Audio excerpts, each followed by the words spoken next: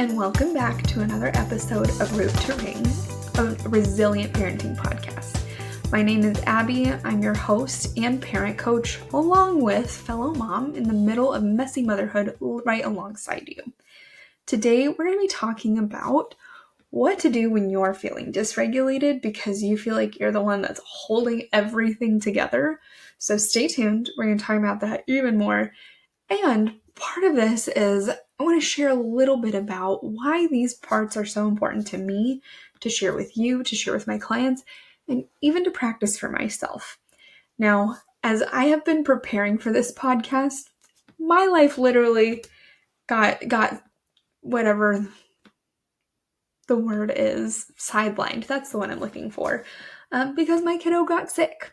And so I had to push back reporting the podcast, getting this out to everybody. And obviously, when my kiddo's not feeling well, that he is my top priority. I want to make sure he's taken care of and supported. But as a human being, as a mom, as an individual myself, I feel that pressure of, man, I want to make sure that I'm getting these podcasts recorded so that I can get out there and support the people that I want to support as a parent coach. And so trying to find that balance between being mom, making sure I'm taking care of him, making sure he's getting what he needs, that he is top priority when he's not feeling good and when things are going sideways. And then truthfully, I need to prioritize myself and my self-care, even if that means waiting to record a podcast a little bit, waiting to do the next thing on my checklist until I can make sure he's okay and make sure I'm okay. And so that's a big part of our topic today is what to do when you're feeling so dysregulated. And I know this next part is like, yeah, no, duh, Abby. But believe it or not, the holiday season can bring up a lot of feelings of dysregulation for a lot of people, myself included. So if you are feeling that pressure today, if you're feeling the, oh my gosh, I'm having to navigate sick kids, or I'm having to prep for the holidays, or I'm having to get ready to budget or try to budget for Black Friday because Christmas gifts are coming up soon, and who's hosting Thanksgiving this year, and what are we going to be doing for the new year? What are we going to do with our kids when they're home from Christmas break? What are we going to do to even get us to Christmas break? Because so-and-so is feeling this class. Over here, we've got discipline problems out the wazoo. That it's kind of like just the normal life stuff then gets compounded by all the holiday hoopla, which can be really fun, which can be really heavy. And so it makes sense that you might find yourself being really dysregulated. And on top of it, no pressure. You're supposed to have it all together. For those of you that cannot see, that is my sarcastic face, right? That it is not feasible for any one person to have it together all the time. And especially in a season that can bring up so much. And I know that I'm specifically talking about the holidays right now, but let's be honest, this could be applicable throughout the year at multiple other times too. So if you hear this and you're like, New Year's not for me, that's not where I'm at right now. We're in the thick of like trying to finish up the school year. Guess what? This can still be applicable for you too. So if you're noticing for yourself, like, man, I'm trying to hold it all together and everyone else is unraveling too, like if your teen's been snapping, if your spouse or your partner feels distant, kind of like for yourself, if your body's tight, even as I'm talking, I can feel myself kind of scrunching up because you know your patience feels paper thin. I want you to know something really important. You're not failing, right? And I know I say that often, and I think some people get a little bit frustrated because it's like, well, Abby, we're all going to fail. And I'm like, well, yes, we're all going to fail. But if you're doing your best and it's not going 100% according to plan in your brain, that doesn't mean that you're failing. It means that right now you might be living in a very dysregulated home. You might be living in a very dysregulated body. So today we're going to talk about why that happens, how these nervous system rhythms actually work inside families, and then what you can do even today, right? Day one today, as you're listening to this, just start shifting the emotional tone of your home without screaming, without shutting down, or without even trying to fix everyone else's feelings. And I think that's key because dysregulation is uncomfortable and there's parts we have to pay attention to. But also, did you hear the list of things that I said are going on right now? It makes sense that dysregulation might be more common in this season.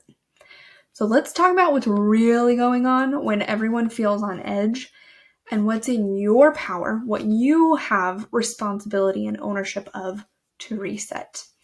So that first part that we're going to tackle and talk about together is, why does everyone feel on edge? And again, this is the part where it's like, Abby, do you really need to say it out loud? So I won't spend a ton of time on this, but I do just want to validate that this time of year brings so much pressure. Holidays, school chaos, emotional residue from the whole year, right? That this is supposed to be that time of everybody coming closer together and reflecting and getting to be one. And let's be so honest, some of you are like, we feel like we barely made it through this year.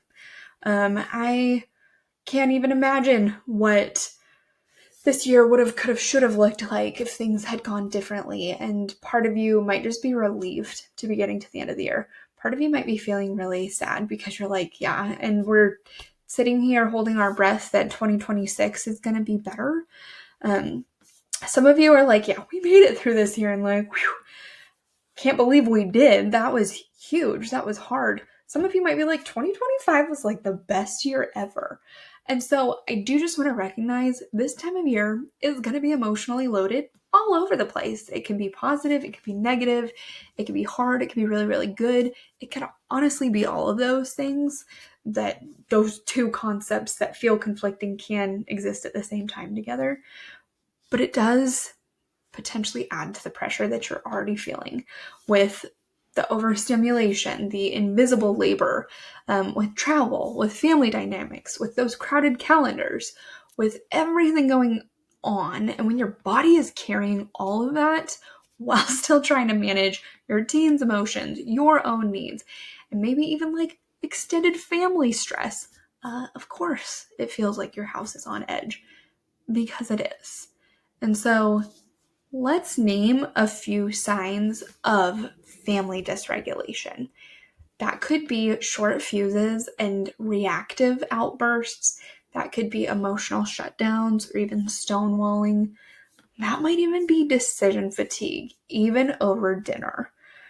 I think about, for myself personally, Thanksgiving is coming up in about 3-ish weeks from when I'm recording this. And I started thinking about Thanksgiving dinner back in October because I was like, I know that once we get closer, I am just not going to have the mental energy or capacity to think about this in depth. So I need to think about it now. So maybe for you, it's that decision fatigue, physical stress symptoms. That might even be like shallow breathing, muscle tension, or even just like sheer exhaustion. So dysregulation is contagious, but so is regulation. And that's what we're going to explore in our next segment here, which is what's actually happening in your family's nervous system. So every person has a nervous system, right? And every person's nervous system has their own kind of baseline, their own resting point, so to speak. And so for you, maybe that is that you are calm, right? You're like, Abby, we're in the middle of the holiday season. I am not calm. That's okay. Maybe your baseline is typically calm. Maybe your baseline is typically like more heightened. Maybe your baseline is a little bit lower and you're just like, I am like so burnt out, I cannot think. And maybe you are navigating other nervous systems in your family that look similar to yours, that look opposite of yours. Maybe your teen is more emotionally heightened. Maybe your spouse or partner is more on the lower end. That everybody kind of has different dynamics going on. And that's just assuming, right, that it's just those three nervous systems. Odds are you probably have multiple children, or you have other family members that are a part of your immediate family and have a big impact on you. Sometimes even our close friends and community can have an impact too. But it's kind of like emotional Wi-Fi. They aren't separate. So everyone's picking responding to each other, whether they realize it or not. So let me give you an example. Maybe your teen is feeling anxious about an upcoming test, and then you feel that tension and you start to get short. And then maybe their sibling is acting out, and then the house just feels like it's spiraling, right? That everybody is feeling impacted by each other's nervous system dysregulation. So if you're trying to manage it all and you're wondering like, hey, why do I always have to keep the peace? I just want you to remember this and hold on to this truth, which is you're not just the peacekeeper, right? You're the regulator, and that doesn't mean that you have to carry everyone, okay? Because we're not here to add more pressure to you. But it does mean that your body is powerful, that your nervous system is powerful, that your presence can really help shift the atmosphere. So I want to talk about in this next segment the idea of co-regulation being more powerful than control, being stronger than control, being more effective than control. Because let's talk about what happens and like what actually helps, when your family is spinning out. So here's what co-regulation is not, right? It is not fixing their feelings. It's not forcing the calm. It's not even just giving them a pep talk. You might benefit from a pep talk. You might benefit from kind words to yourself and practicing gratitude and self-compassion.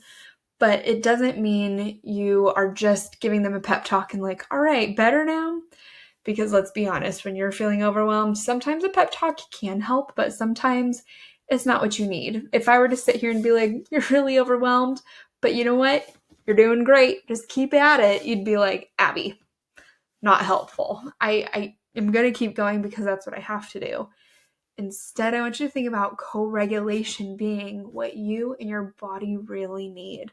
So letting your body lead the room, right? If you're feeling overwhelmed, if you notice yourself having shallow breaths, that might mean shifting your body into breathing slower and deeper on purpose. That might mean intentionally speaking softer. That might even mean holding safe, grounded eye contact. That it doesn't have to be staring them down, and it doesn't mean just like avoiding, but it might mean like, hey, I feel it. I'm here with you in it. And without having to say or do even more, sometimes it's just that connection. Sometimes it can be taking one calm action that others can then mirror. And I do realize like toddler and teens are different, and there is overlap at times, especially when it comes to some of the emotional pieces. Toddlers are just figuring out their emotions. Teens have their emotions, and they're in a season of life where they're a lot more heightened and intense. And so they're having to learn how to regulate the intensity. And so part of why I bring this up is because I had to literally practice this with my kiddo this weekend. Obviously not feeling good and being really irritable. And just he's like quick to falling apart and doesn't really understand or have the language to say what's going on. And I'm not saying baby your teen, but I am saying it's okay to use some of these same principles that you might have used when they were little, which is just showing them, hey, I'm going to take a deep breath because I'm feeling overwhelmed. If it's too cringe to breathe with your mom, that's fine. But I just want you to know that like deep breathing might help me, or it helps me, it might help you too. So just doing one simple small thing that they can mirror, and that's the idea of leading with your nervous system. It does require you to practice regulating yourself, but that's also where it's so powerful and where you get to help shift the tone in your family. And the best part is, it does not require a script, and you know me. I do not subscribe to one-size-fits-all parenting, especially when you can have two different children with completely different needs. And so I'm not going to sit here and say this is going to work for every single person and this is the script you have to follow. And if it doesn't work, well, that's on you. No. My approach is I want you to take the pieces that are going to work best for you and your family and your individual children and try to see how that impacts your rhythm. Because again, that's the focus in November, is how to not be so stuck in routines, how to not just be stuck in dysregulation, but really how to try to find rhythms that work for you and your family. So no scripting here. It just requires you to be present and anchored. And I realize you're like, okay, but that's hard too. And it is. But also, sometimes just simplifying is going to go so much further for you. So here is the line I want you to hold on to, right? This isn't a script. This is an encouragement for you. This is something that you can try to practice reminding yourself of, is that you don't have to control the chaos. You can co-regulate the room. So don't control the chaos, co-regulate the room. I'm going to say it one more time so that it'll stick. Don't control the chaos, co-regulate the room. Because this last segment here is when you're dysregulated, when you are also dysregulated too, right? Like, now what? So what if your nervous system is the one that's fried? What if your nervous system is the one that is like, I'm feeling over the top. I feel like I'm going to snap. I'm just at my wit's end today. And so if you're the one that's holding the tears in your throat, clenching your jaw, or just counting the minutes until bedtime, whether that's theirs or yours, let's be honest, you can't fake calm when you're flooded. To a certain extent. I realize you can kind of put on that front, but it's one thing with your face, it's another when people in the room can feel that tension within you. Like I said, that emotional Wi-Fi, you know when you feel off, and odds are your teens, your children, your spouse, your partner, whomever is in your circle has been around you enough that they know when you're feeling off. So you don't need to fake being calm. I'm not saying that you have to just be so steady and keep it all together and add more pressure to yourself. Because again, you're probably falling into this bucket more times than not of like, yeah, I'm also just feeling exhausted and I'm just trying to I don't even know if I can make it to Thanksgiving without falling apart and maybe having to cry or like feeling like I'm going to snap. I just want to get through today, and that's okay, right? Sometimes we just need to focus on one day at a time. But regulation doesn't mean staying grounded 24/7. I don't want you to try to hold it all together until you can just like fall apart on the weekend. It means knowing how to return to calm on purpose. And I will not lie to you. There are times where this is really hard and frustrating because it is that hard balance of, I don't want you to feel like you're the one that has to be the peacekeeper and keep it all together 24/7. And I also realize more often than not, you are probably the one that is kind of almost like steering the family ship, so to speak. That you can be the person that everybody's turning to, that is going to be the safe space, the safe haven, the anchor in the storm. And so I don't want you to feel like, I have to be regulated 24/7. But I also want you to know that there are things you can do and practice on purpose to be the calm in the storm when you need to be, not necessarily just for others, but for yourself when you're like, I need a little bit of a reset moment right now. So here's some rhythm resets that you can try even today. And I will tell you, I practice these myself, right? I am not sitting here preaching something that I don't practice. That even for myself this weekend, I found myself getting frustrated and overwhelmed at times because I was like, I do not know what's wrong and I'm trying so hard. I don't understand entirely. I have ideas and I'm doing my best and I could feel myself getting spirally, and then I was like, okay, I need to take a breath. I need to remind myself he's doing his best, and Abby, so are you.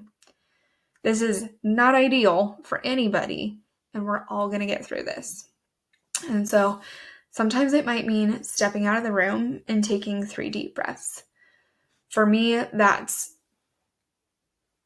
I don't even know that it's like stepping out of the room because oftentimes I'm holding a little person. And so that might mean I breathe and as much as I can encourage my kiddo to breathe with me. So that might mean grounding your feet on the floor, like literally trying to feel it. Sometimes it helps me to go outside and touch grass with my feet and just kind of like feel, we've got like a lot of acorns that have been falling right now. And so those can be kind of sharp, and I'm not trying to intentionally step on those, but when I do pay attention to like the different textures and the different feelings, I am more attuned to what is going on, not just in my brain, but in my body too. And it kind of helps reset me in a way where I'm like, okay, there's a lot going on. And there's also, it doesn't have to just be so much all the time. I can literally take a break, step outside, breathe some fresh air. You can also put your hand on your heart and slow your inhale. If you're somebody that tends to kind of like hyperventilate, it's okay to try to intentionally slow your breathing. It's uncomfortable, but it's good. And you can always hum or stretch or sway, even for just like 10 seconds. And I know sometimes that can sound woo-woo, but I'm like, try it. If you're somebody that does well with movement, try the like swaying, try the stretching. If you're somebody that does well with sound, try the humming, even try singing. That one of my favorite things to do when I am overwhelmed after a busy day and I'm usually driving home by myself is I have a song that I love to listen to, and I will just crank that and sing it at the top of my lungs, sometimes a few times in a row. But those different things can just help with re-regulating. And why I even give that is because sometimes re-regulation doesn't always look like calm and quiet. Sometimes it can look loud and proud because you're just like, I need to let some of this out in a healthy way. You can even like whisper it out loud, say it out loud, scream it out loud in a healthy way, right? But like, hey, we're safe and I'm here. And maybe your body is in fight or flight, and so you might need to whisper, and you're just like, hey, we're safe and I'm here. Maybe everybody else in the room is losing it with you, and you just need to say it out loud for everybody. Hey, we're all safe. We're all here. But these are just different things that you can try to practice to regulate yourself. And that's, again, being purposeful and intentional. And that's what I was saying. That's the hard part, is that sometimes not the thing I want to choose. Sometimes I want to have the meltdown, but I know that that's not going to get me anywhere. And so I have to like practice the thing that might be hardest, but is probably best for me and my family in that moment. And so it doesn't mean you can't fall apart, right? But I do just want to be mindful of how much we are falling apart versus when we're tuning into what's going on with us and actually taking the steps necessary to take care of ourselves. That's where it's action, not just inaction. And then when you do practice one of these grounding, re-regulating practices, then you can try to come back into the room with the energy that you want to borrow from that moment, right? That you don't need to say the perfect thing, that you just need to show up as the calm that you wish your family had. Again, that's where you have these different practices, these different options for you, is because it doesn't make sense to just sit there and assume you've got it all together 24/7. It's okay to borrow it. It's okay to go and cultivate it. It's okay to realize, hey, I don't necessarily have this thing right now, and that doesn't mean I can't have it. If I want the calm quality, how do I try to intentionally bring that into this moment? And I know this is like a bigger conversation that we don't necessarily have time for today, but that's where I do just think about, even in this season, how to simplify, how to intentionally find the calm in the holiday season, that it doesn't have to be chaotic, that it doesn't have to feel overwhelming. And I understand there are life circumstances outside of your control, but the things that are in your control, the things that you have a say in, and some of that is your attitude, the way that you're choosing to approach life. But sometimes that's even just the choices you're making with your calendar or with your family or your intentionality. And again, this is not to like add more pressure. If anything, I want to encourage you to simplify if that's going to help you show up the way you want to. So You're not the problem, right? You are the pattern breaker. Your nervous system isn't too much. It's actually one of the most powerful tools that you have. So when you reset your rhythm, when you get to shift your home, it's going to really make a difference. Like I talk about with root to ring, that you're getting to show up differently, and then you're going to have that ripple effect. So if your house is feeling a little bit more like you're stuck in survival mode, I would love to help. Kind of my big two focuses right now that I have capacity for in this season is I do have my one-to-one coaching, and then I also have my monthly membership, the Rooted Parenting Circle. So if you are interested in support, whether you're like, Abby, I need hands-on, individualized, let's go, reach out to me. You can send me the word rooted on Instagram so that we can talk about one-to-one options. Or if you're like, Abby, I just need to know I'm not the only one going through it, you can also reach out to me. And if it helps, you can send the same word, or you can send me circle, and I'll know, okay, she is wanting to go in with a community of other people that are working on regulating their nervous systems, with other moms that are trying to do things differently for their families to make this holiday season different, to even go into 2026 with a new perspective. So reach out, rooted or circle, or just send help, right? You can reach out to me on Instagram at Parenting with Abby, so that you can get the support that you and your family need most right now. So I will send you next steps, but until then, I want you to breathe. Remember, you are doing beautifully, and most important is you don't need to be perfect. You just need to be rooted.